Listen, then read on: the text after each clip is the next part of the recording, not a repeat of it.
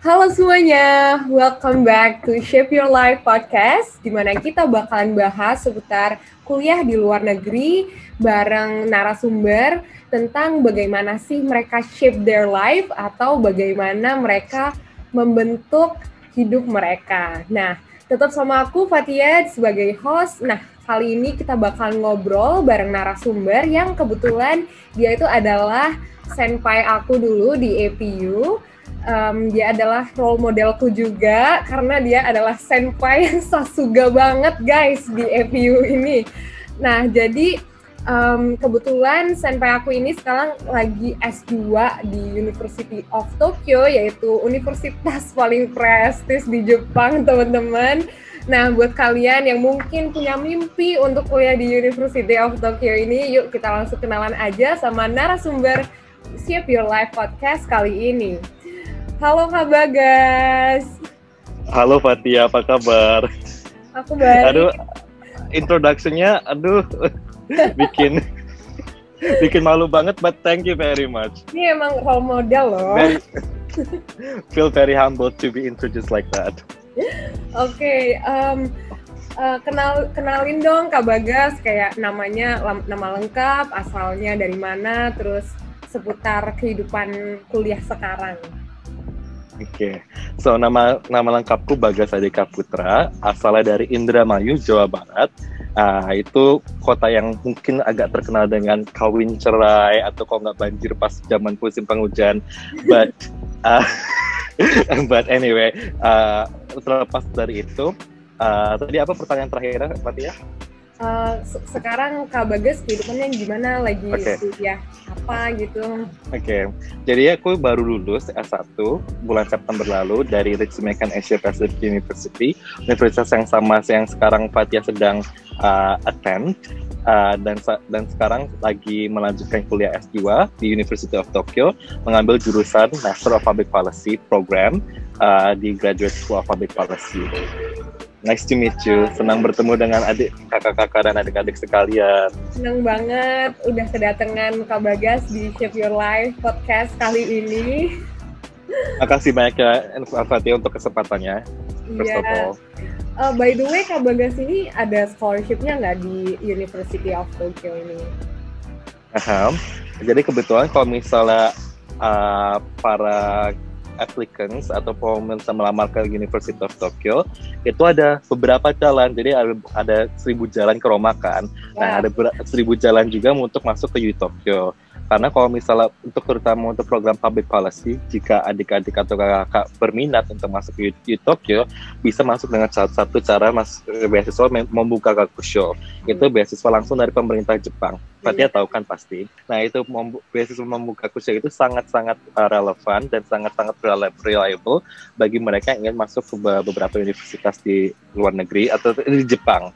Tapi intinya kita bisa masuk lewat rekomendasi sekolah atau bisa masuk lewat rekomendasi dari embassy atau kedutaan besar di Jepang di negara kita masing-masing. Jadi prosesnya juga banyak. Yang kedua adalah beasiswa dari World Bank atau beasiswa dari Asian Development Bank. Itu beasiswanya biasanya untuk mid-career professional, jadi harus bekerja terlebih dahulu minimal 2 tahun yang berkaitan dengan public policy. Juga cuma tuh berkaitan public policy juga sih, kisah pemerintahan atau beberapa hal lain juga bisa masuk ke beasiswa tersebut. Itu semuanya fully funded dari tuition, dari biaya hidup per bulannya, semuanya dibayari oleh kedua institusi tersebut. Yang ketiga adalah kalau misalnya masuk Todai. Todai itu akronim dari Tokyo University, Tokyo Daigaku. Mau masuk Todai bisa masuk lewat Todai Fellowship. Todai Fellowship itu apa? Adalah macam beasiswa yang diberikan kepada mahasiswa dengan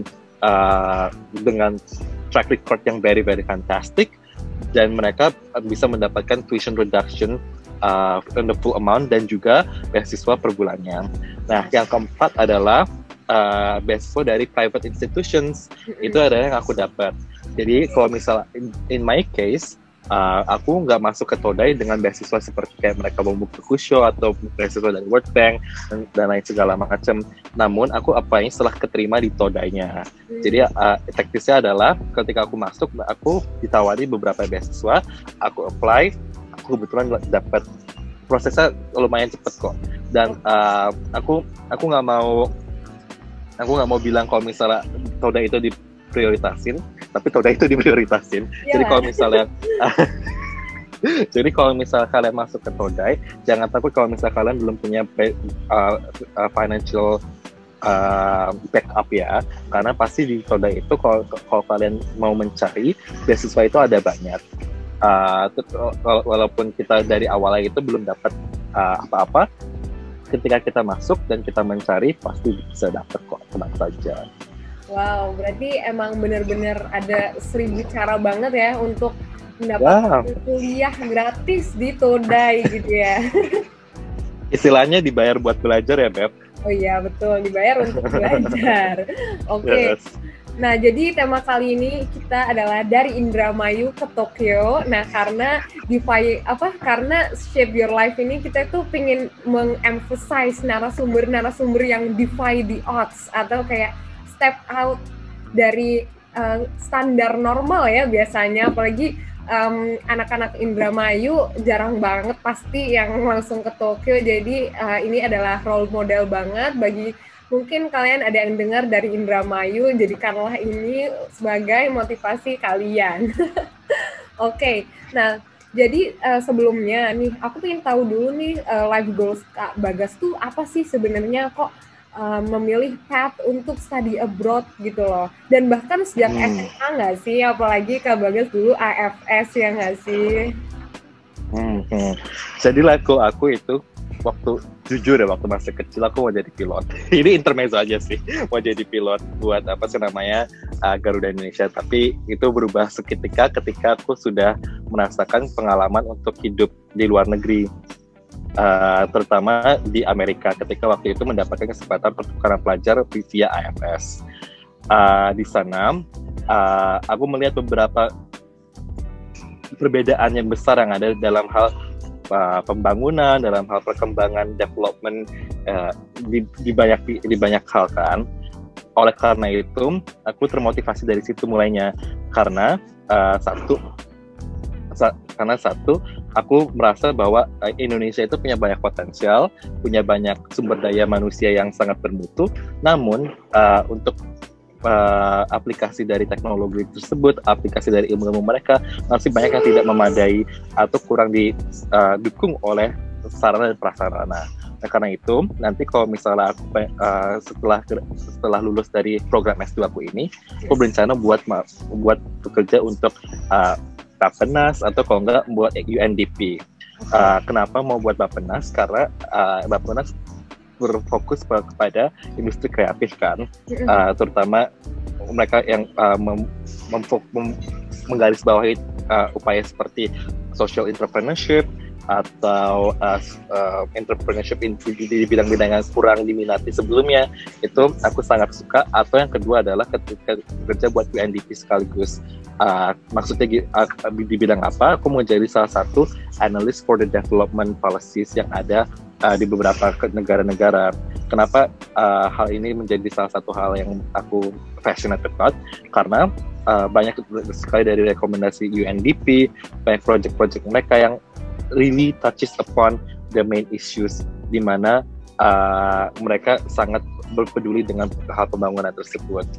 Oleh karena itu, sebagai seorang yang aslinya dari Indramayu, yang melihat bagaimana jomplangnya pembangunan antara Bandung versus Indramayu, yang mana melihat ketidakmerataannya dana yang dialokasikan untuk kota-kota besar seperti Cirebon versus Indramayu, aku merasa sangat tergerak untuk bekerja dalam bidang ini nantinya.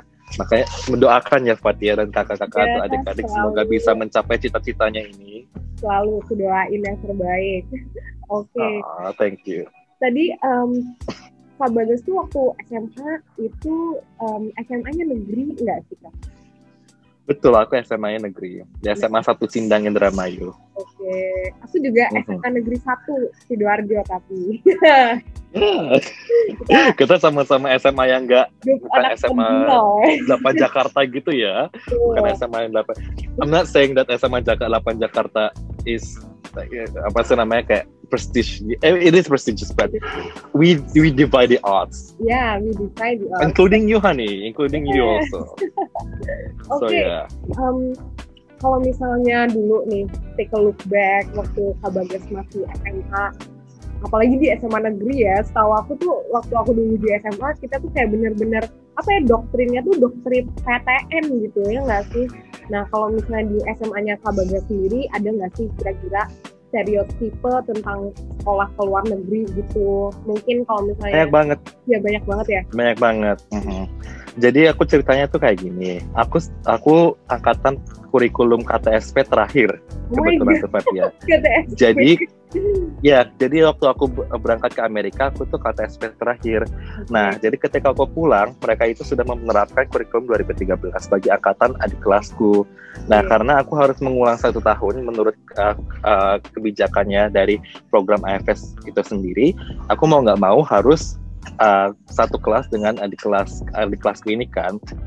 Nah, itu yang mendorong satu kekecewaanku, dan yang kedua adalah kenapa aku pada akhirnya memilih untuk apply untuk melamar ke universitas di luar negeri daripada ke Indonesia, karena ketika aku waktu di SMA tersebut, kurikulum KTSP ku ini kenapa kurikulum KTSP ku ini nggak bisa untuk diajukan buat SNMPTN itu waktu itu namanya.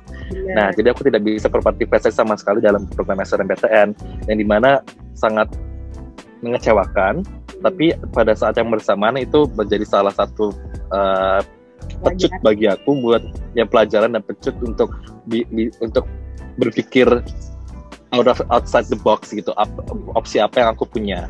Nah, pada akhirnya aku mencoba untuk mau ikut SBMPTN, tapi waktunya masih agak lama kan. SBMPTN itu kalau nggak salah masih bulan-bulan Juni atau Mei Juni gitu kan. Nah, oleh karena itu untuk application ke beberapa universitas di luar negeri sendiri seperti APU, seperti ada beberapa universitas di Jepang, di Jerman, dan beberapa universitas di US, itu kan periodenya dari bulan Desember kan, Desember Januari. Oleh karena itu aku juga try my luck to apply for those universities. Keterima ke beberapa universitas, including APU yang menawarkan beasiswa 100% untuk tuitionnya, untuk uang sekolahnya.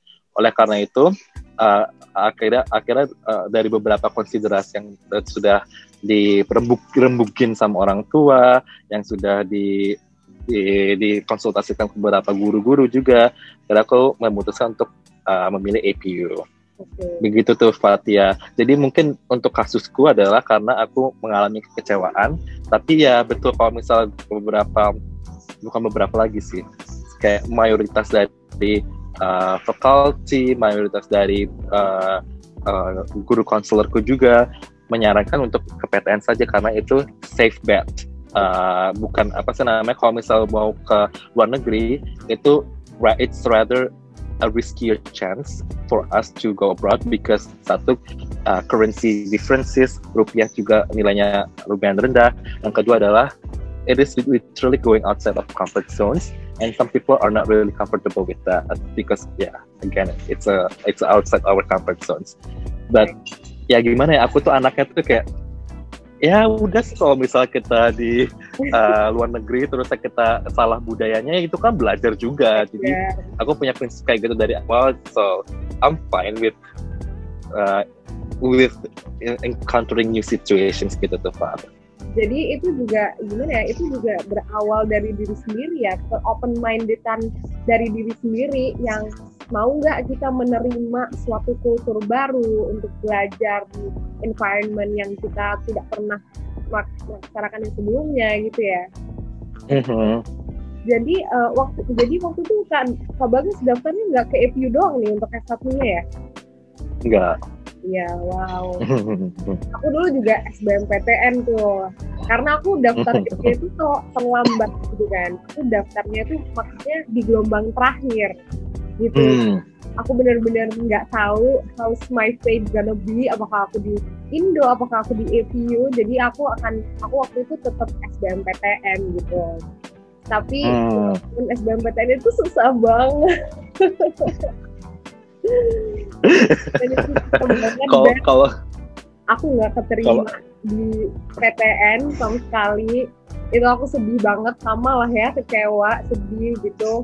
Tapi untungnya seminggu kemudian itu adalah pengumuman EPU, dan alhamdulillah aku dapat beasiswa 80% dari EPU kayak gitu.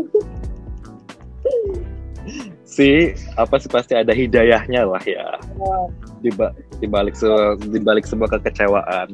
betul. Jadi buat teman-teman yang mungkin merasa lagi di titik apa ya, di titik gagal, rendah, di titik rendahnya, jangan be resilient, kayak take your past experience untuk menjadi lesson di pengalaman hidup ke depannya, karena itulah yang membuat aku juga Kak Bagas untuk apa ya, belajar dari situ dan mendapatkan hal-hal yang benar-benar bermakna banget dari kegagalan yang kita alamin kayak gitu. Itu teman-temanku kan pada udah senang-senang tuh keterima di Unpad kedokteran, terus saya keterima di SITH ITB, keterima di FTTM ITB. Terus aku pasti kayak, aku gimana nasibnya ya? Gitu kan. Aku gimana nasibnya ya? Temen-temenku udah dapat undangan dari universitas-universitas yang prestigious tersebut di Indonesia. Terus aku merasa kayak, am I failing in something? Apakah saya sudah gagal karena saya tidak mendapatkan kesempatan yang sama juga? Tapi pasti ada kok kalau misalnya kita mau mengambil resiko sedikit untuk mencoba opsi lain yang tidak konvensional atau yang tidak disarankan oleh orang banyak. Kita bisa literally shape our own world, yang topik dari podcast ini kan. Jadi di sini tuh mungkin kita juga ingin menekankan bahwa you can choose the path that you want, karena it's to shape your own life gitu, untuk membangun masa depan kalian sendiri. Jadi if it takes to mengambil resiko, then take it gitu, karena itu adalah sebuah bagian dari cerita hidup kalian nanti ke depannya kayak gitu. Betul. I mean, aku nggak mau mendiskreditkan orang-orang yang kuliah di universitas di Indonesia ya, karena pasti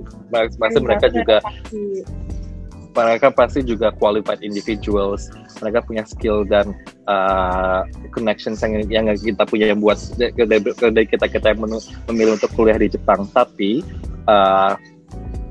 dengan kita bisa mau untuk kuliah ke luar negeri dan memposisikan diri kita di suatu lingkungan yang baru, suatu lingkungan yang tidak kita familiar, itu suatu achievement bagi kita sendiri sebenarnya. Karena nggak banyak orang yang bisa mengadaptasikan diri mereka kepada lingkungan tersebut, harus belajar dengan hal-hal baru. Dengan kita berani bisa keluar, naik pesawat ke Bandara Oita, itu adalah sebuah hal yang menurut aku luar biasa, dan kamu harus bangga dengan diri kamu sendiri ketika kamu bisa melakukan hal tersebut. Betul. Gitu. Nah, aku mau tanya nih, kira-kira sebelum Kak Bagas itu dapat S2 di Tokyo Daigaku, sebelumnya itu ada nggak sih kayak obstacles atau challenge yang Kak Bagas tuh hadapi sebelum keterima di Todai gitu misalnya? Ada nggak sih failure in the process gitu? Banyak banget Fatia, banyak banget. I'm glad that you asked it because salah satu concernku waktu itu adalah bagaimana aku bisa mendapatkan dukungan finansial, karena S2 sekarang itu rata-rata kalau misalnya kita ke Amerika, kalau misalnya kita ke negara-negara Eropa, Harvard uang sekolahnya berapa banget? 67.000 US dollar, 1 miliar kan satu tahunnya.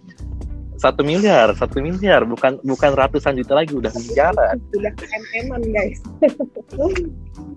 Nah, Columbia apalagi? Columbia 87.000 US dollar. Berarti itu berapa tuh? 1,2, 1,3 miliar ya? Ya. Oxford berapa? 28.000 pound sterling. Kalau misalnya diterjemahkan ke rupiah, 400-an juta atau setengah M lah intinya. Nah, terus aku juga apply ke beberapa universitas tersebut. Terusnya concernku adalah gimana aku bisa membiayai hal tersebut, karena pada waktu tahun 2019 APDP nggak buka tuh kan. Nah, APDP baru bukanya pas waktu tahun 2020 ini, dan itu juga dilimitasi untuk beberapa universitas, terutama universitas top 10 di dunia. Yeah. Nah, jadi aku udah pusing pala Barbie beneran, literally. Pusing pala Barbie literally, gara-gara aku ini gimana ya, kayak aku udah nerima nih beberapa letter of admission dari Columbia, dari SOAS, dari University of Tokyo, dan juga dari beberapa universitas lainnya. Gimana aku bisa membiayai sekolahku itu concernku yang aku paling awal sih. Tapi setelah yang tadi aku bilang pertama kali, ketika kamu berani untuk mengambil resiko, pasti akan ada jalan kok. Nah, jalannya dibukakan kebetulan dari beasiswa yang ada di Tokyo ini, di Todai ini. So, sebenarnya kalau misalnya kita berani berkompromi dengan pilihan kita, challenges yang ada di sebelumnya itu, yang ada di awal-awal, itu sebenarnya nggak berarti apa-apa kok kesana-sananya. Itu cuma kayak salah satu upaya dari pikiran kita untuk mendiscourage kita untuk ngambil sesuatu yang kayak terkesan bodoh. Tapi ketika kita kesini ketika kita bisa mengambil keputusan tersebut, itu will be fine after all. Right. Trust me, it will be fine. Oke. Jadi di sini Kak Bagas itu benar-benar gimana ya? Mengambil risiko dan juga berjuang dengan segala keterbatasan finansial untuk tetap berusaha meraih keinginannya Kak Bagas gitu ya. Kamu mau tahu nggak sayang, apa sih namanya? Sorry. Jadi ya jadi untuk kalau misalnya adik-adik atau kakak sekalian mau melamar ke program S2 di luar negeri, terutama di Amerika dan Jepang, yang basisnya bahasa Inggris, kakak-kakak sekalian atau adik-adik harus submit namanya TOEFL ya. Betul. TOEFL atau GRE. IELTS. TOEFL itu nggak murah. Ya, TOEFL atau IELTS nggak apa-apa. TOEFL IBT atau IELTS. Itu mereka nggak murah, nomor satu. Mereka $180 kalau nggak salah. Dan ketika kita mau apply, right, 2, berapa deh, 2, sekitar berapa. Itu nomor satu. Yang kedua adalah GRE. GRE itu adalah graduate. Pokoknya itu untuk tes SNMPTN-nya, SBMPTN-nya buat universitas luar negeri ketika kita mau S2. Itu juga nggak murah. Aku tidak berapa, aku lupa, tapi sekitar $200. Nah, terus ya ketiga adalah admission fee. Ketika kita mau apply ke satu universitasnya gitu, kita harus bayar admission fee-nya juga. Admission fee itu bergantung, tapi rata-rata untuk universitas di Amerika $65, $100, itu juga nggak murah kan. Nah, untuk di Jepang juga, untuk Todai ini sendiri, admission fee-nya ichimang eng, itu berarti kayak 1,3 juta kan. Untuk buat aplikasi kita, untuk di screening aja itu harus butuh segitu. Daftar doang harus bayar segitu kan. Nah, itu makanya aku baik tau berkabari banget tuh. jadi aku dulu sampai punya tiga part-time jobs. Yang pertama adalah teaching, yang pertama adalah kayak ngajar bahasa Inggris, yang kedua adalah kerja di Family Mart, yang ketiga adalah kerja di Lawson. Itu adik-adik dan kakak-kakak kerja di Family Mart dan Lawson itu jadi kasir. Itu kalau misalnya kakak-kakak atau adik-adik berpikir, apaan emang bisa kayak gitu ya? Ya bisa-bisa aja kalau misalnya kita save up beneran. Jadi aku waktu tahun terakhir di kuliah gitu, yang lain pada liburan ke Korea, yang lain pada liburan pulang ke Bali setahun 2 kali. Aku mah di Beppu aja lah. Bener, sama banget. Kita kan ada liburan Christmas gitu ya teman-teman. Yeah. Di akhir tahun, Desember mau ke Januari, itu teman-teman tuh yang bener-bener pengen liburan tuh, mereka ke Osaka, ke Korea. Aku tuh part time di kebun nyabutin rumput ya. Usah. Aduh. Gitu, demi apa ya, demi menghidupin diri sendiri lah gitu ceritanya. Jadi emang it takes our own effort juga gitu untuk mendapatkan apa yang kita mau gitu. Nggak bisa instan sering dapet gitu, tapi usaha dulu guys gitu. Betul banget Fatia. Jadi ya itu aku istilahnya aku udah nggak tahu mau baik itu atau part time job apapun, yang penting itu satu legal, dan yang kedua adalah it can help my own living cost at that time. Jadi halal sah. Jadi apa jadi pada akhirnya aku memutuskan, setelah kekumpul duitnya, aku memutuskan buat apa aja untuk hal financial aid-nya, apakah beasiswa yang aku bisa dapetin atau enggaknya. Itu kekhawatiran terakhirnya aku. Yang pertama, aku mau keterima dulu, dan aku bisa menggunakan letter of admission itu sebagai bukti untuk misalnya melamar beasiswa lain. Seperti itu tuh Fatia. Wow.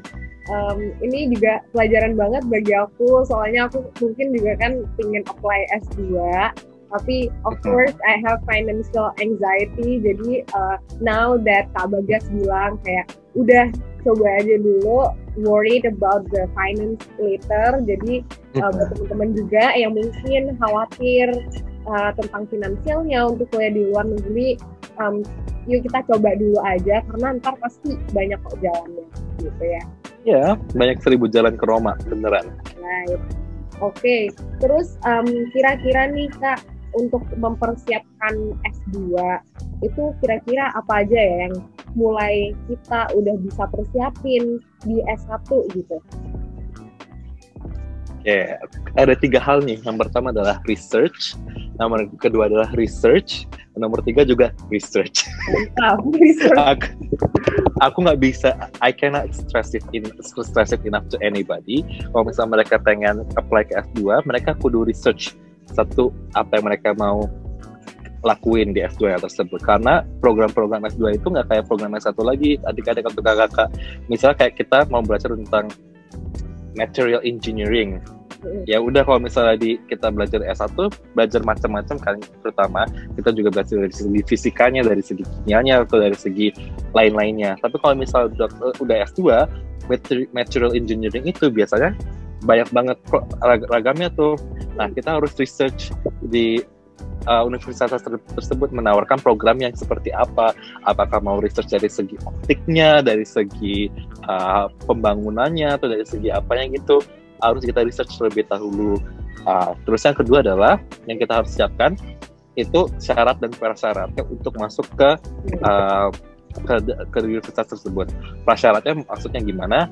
Adalah misalnya apakah harus punya S1 di bidang apa, GPA-nya berapa, terusnya harus punya research proposal atau enggak, itu salah satu prasyaratnya. Syaratnya adalah, kalau misalnya untuk syaratnya itu sendiri ada gimana kita syarat masuk ke universitas tersebut.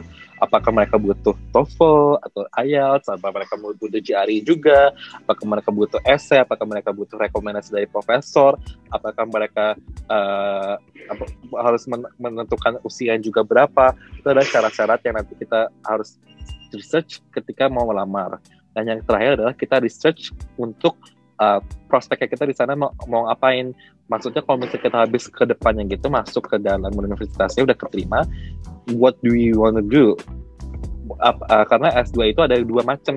Salah satu yang pertama adalah program profesional, yang kedua adalah program akademik. Nah, professional degree itu yang aku sekarang ambil itu adalah kita fokus satu dari segi practitioner. Kita belajar banyak tentang pragmatic theory, dan juga belajar tentang kayak teori itu lumayan dikit. Jadi dibanding dengan case studies itu lebih banyak. Yang kedua adalah academic base. Jadi kita misalnya belajar tentang social anthropology, atau kalau nggak misal beberapa hal lain yang benar-benar academic base, itu harus biasanya butuh research proposal. Untuk misal professional degree itu kita kita nggak butuh buat research proposal. Ataupun aku juga nanti kalau misalnya mau lulus gak kudu nulis disertasi atau kalau nggak tesis. Nah itu bedanya. Jadi kalian harus research kurikulumnya, harus research syarat dan prasyarat masuknya, harus juga research tentang kenapa kalian mau masuk ke sana. Betul. Jadi semua aspeknya itu membutuhkan research ya. Betul banget, betul. Research, jangan malas. Ya. Ya. Jadi untuk kasusku ini, Fatia, aku tuh sampai nelponin, emailin patient office-nya, nanyain ini gimana teknisnya ya. Terus kalau misalnya udah masuk, apakah kita bisa ngikutin ambil kelas ini? Atau kalau enggak, bolehkah kita ngobrol sekalian sama profesornya? Karena ini kelasnya aku suka banget nih, aku mau rencana mau ngambil. Nah itu salah satu hal yang aku bakal rekomendasikan kalau misalnya mau masuk. Coba email dulu fakultinya. Tanya mereka apakah program ini cocok dengan minat saya, minat akademik saya. Kalau misalnya nggak cocok, apakah punya pendapat lain, apakah saya harus masuk kemana. Itu berguna banget loh dengan kita ngobrol sama faculty atau admission office-nya. Untuk menghindari kesalahan juga ya. Betul. Oke, sebelum kita menutup sesi podcast kali ini, kira-kira ada nggak words of wisdom dari Kak Bagas? Words of wisdom, go big or go home. Oke, mantap. Oke, go big or go home ya guys. Right, serius apa sekarang? Buat apa kita punya mimpi yang, maksudnya bagaimana ya? Kita kudu mimpi yang harus life transforming. Jadi kalau misalnya kita mempunyai sesuatu hal yang dianggap sangat menakutkan, sangat tidak bisa tercapai, itu di mana kita mimpinya on the right track. Jadi kalau misalnya mimpi kita kayak kedengeran, aku bisa nih ngelakuin ini dalam 2 atau 3 tahun, itu namanya rencana. Kalau misalnya mimpi kita kayak membuat kita takut, membuat kita gelisah, itu berarti mimpi yang benar. Benar. Aku juga pernah tuh dengar quotes itu kayak, jika mimpimu tidak membuatmu takut, maka mimpimu itu kurang besar, seperti itu ya. Right. Oke, jadi kita ada pertanyaan khusus dari Shape Your Life yang ada di setiap podcastnya. Jadi kalau misalnya Kak Bagas adalah sebuah warna apa yang kira-kira itu mempresentasikan Kak Bagas banget? Warna biru sih Fatia. Kalau misalnya aku udah langsung tahu warna biru. Kenapa itu mewakili aku banget? Karena biru itu gimana ya? Warna biru itu adalah warna yang warna langit kan. Betul. Jadi ketika kita bisa melihat langit yang biru itu, berarti itu ada pertandanya langitnya, cuacanya bakal cerah. Nah, aku suka untuk menjadi suatu ray of sunshine for people. Jadi dengan warna biru itu, satu juga menurut beberapa research, warna biru itu menandakan bahwa kita confident. Kayak kamu gitu kan, sekarang pakai warnanya apa? Biru. Iya, biru. Nah itu mensimbolisasikan seseorang yang confident. Orang yang suka warna biru itu biasanya orang-orang yang pede, nggak takut dengan resiko, yang mau ngambil keputusan yang tidak konvensional, itu biasa warna biru. Dan juga warna langit, yang ketika warna langit itu biru, langit itu cerah kan. Jadi ketika misalnya habis ada badai, hujan, atau angin puting beliung dan lain segala macam, dan kita melihat langit biru, kita bakal bersyukur kan. Nah, aku juga pengen jadi seperti itu kepada orang-orang yang ada di sekitarku, dimana dengan orang-orang itu memiliki aku atau berteman dengan aku, I want them to feel grateful about my existence. Oke, jadi Kak Bagas ini biru. Kalau Kak Bagas adalah sebuah warna, karena Kak Bagas itu ingin menjadi kecerahan, sunshine bagi kalian-kalian ya, teman-teman. Oke. Right. Jadi sampai segini dulu podcast Shape Your Life kali ini. It's such an insightful session ngobrol sama Kak Bagas kali ini. Semoga teman-teman. Thank you Fatia. Ya, makasih banget Kak Bagas udah meluangkan waktunya di Jumat ini untuk sharing-sharing sama Shape Your Life. Semoga bisa menginspirasi teman-teman yang dengerin podcast ini, dan juga I wish Kak Bagas sehat selalu, safe di sana because of corona, dan sukses terus perjalanan hidupnya. Terima kasih. Aku juga mau mengucapkan terima kasih banyak untuk Fatih yang sudah mengundang aku dan tim Shape Your Life podcast. Semoga selalu dijauhkan dari mara bahaya dan sukses terus. Oke teman-teman, jadi sampai segini dulu Shape Your Life podcast-nya. Jangan lupa follow Instagram kita di @shapeyourlife.id untuk info-info lebih banyak tentang kuliah di luar negeri selanjutnya. Jadi sampai jumpa di Shape Your Life podcast selanjutnya. Bye-bye. Bye-bye.